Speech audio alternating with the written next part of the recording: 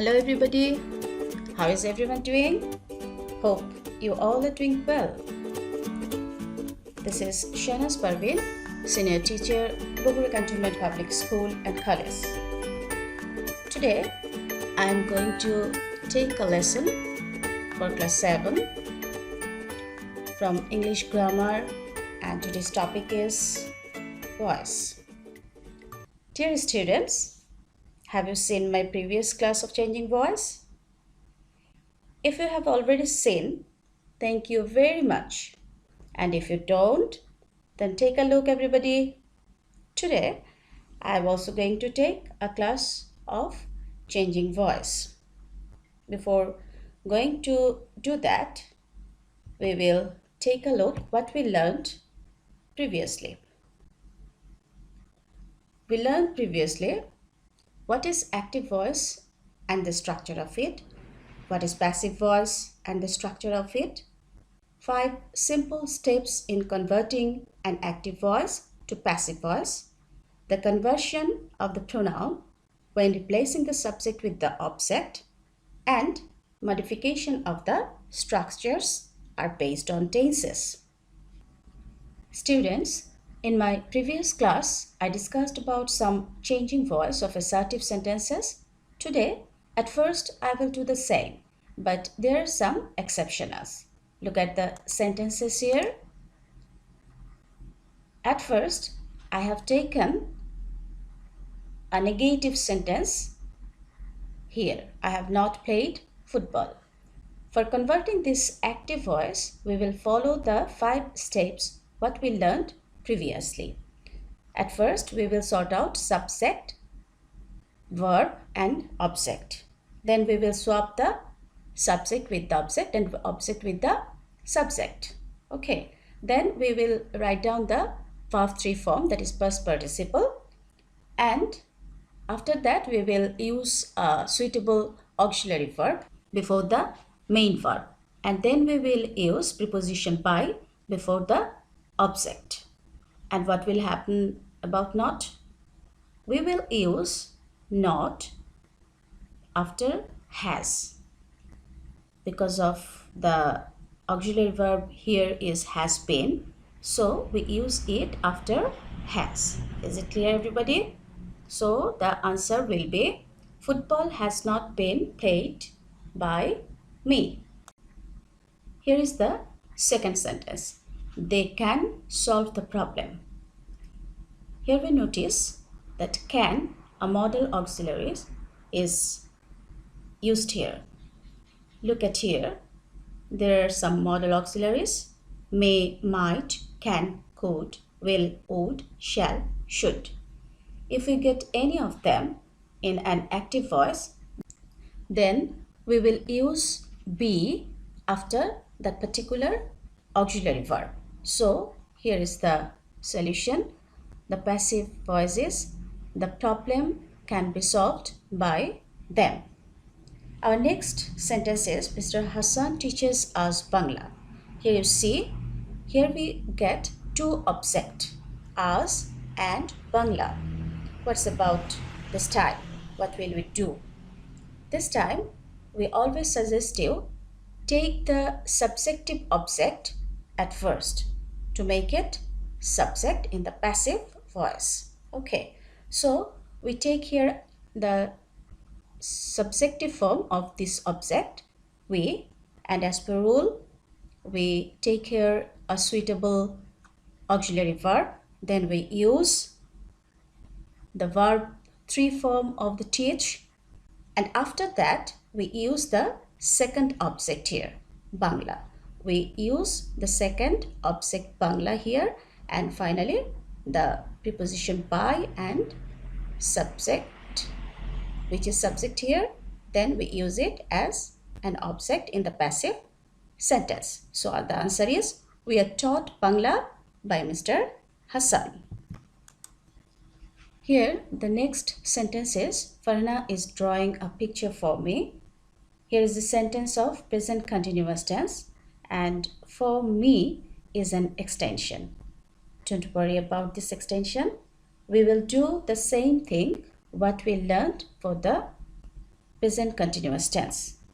As per rule, we will change it in this way. A picture is being drawn by Farhana, and we will just add for me after the object.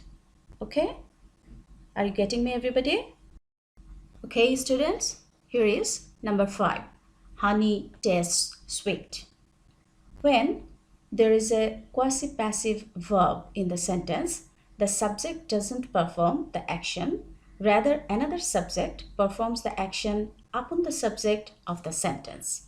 And it will be, honey is sweet when it is tasted. Honey is sweet when it is tasted. Our next sentence is, my book has been stolen, and it is in passive form. Okay, and we don't know who has stolen the book. The subject is not here. So we will take a suitable subject for making it active. Okay, here I take someone as a subject and make it active. Someone has stolen my book. So I think you have understood, everybody. Our next sentence is, he annoys me. Mostly we use preposition by before the object, but there are some exceptionals. And for an example, I take here the sentence, he annoys me. According to the meaning, we will use with after the word annoy. And the passive sentence is, I am annoyed with him. And the last sentence is, they killed themselves. We will do this type of sentences just like this. They were killed by themselves. Now I am going to teach you changing voice of imperative sentence. First of all, we should know what's an imperative sentence and what type of sentences it is. Okay, look here. An imperative sentence is a sentence that tells someone to do something, gives advice or instructions, or that expresses a request or command. And remember, it doesn't have any subject and it starts with a verb. Okay.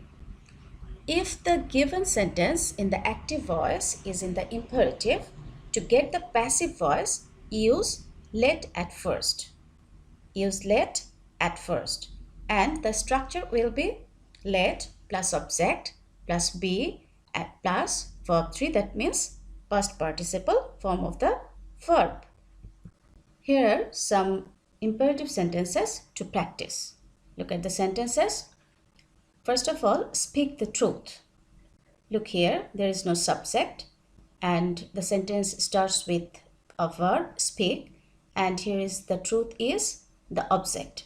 So according to the structure, at first we use here let, then we use here the object, the truth. After that we use here be, and according to the structure we use here the verb 3 form here. Okay, so the answer is let the truth be spoken. This is very simple actually. Okay, look at the number 2. Serve the food on the table.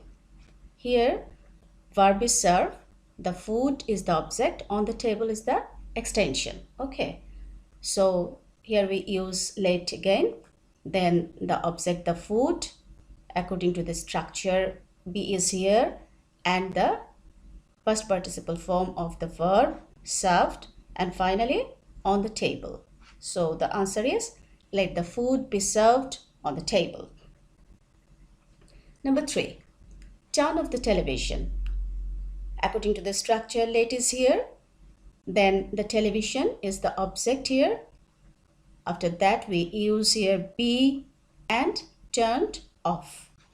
Here you must take this preposition after the third form of the verb. Okay, let the television be turned of. This is a prepositional phrase actually. Okay, come to the next one. Hold the meeting. Hold is verb here, and according to the structure, let is here. Then the meeting, the object of this sentence. Then be is used here, and the past participle form of the verb held. Let the meeting be held. Number 5, don't waste your time. This is a negative sentence, and for the negative sentence we will use let not at first of the passive form. Okay, following the structure, let not is here at first, then the object your time, then be is here, and the past participle form of the verb waste. Is it clear, everybody? Let's go to the next sentence. There is another sentence for you: respect your superiors. So let's go to solve it.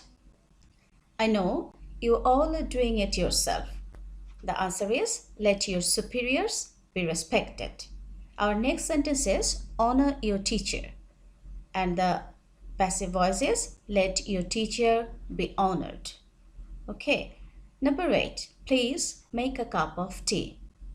A little bit different sentence it is. So you are going to do it in this way. You are requested. Remember it. You are requested to make a cup of tea. Is it clear, everybody? Okay, come to the next. Always keep good company. Always keep good company. Before verb, here we get a word always. Okay, in this case, you are going to do this in this way. Let good company always. We use always after the object. Let good company always be kept. Are you getting me, everybody? Okay, the number 10. Never tell a lie. Just like the previous one, let a lie never be told. We use never after the object. Okay? So this is all for today's practice. Now it's time for homework. Are you ready for taking the homework? Here is your homework. Do the imperative exercise of voice from your grammar book. So students, this is all for today. Thank you very much for staying with me, and take a good care of you and your family. Goodbye, everybody.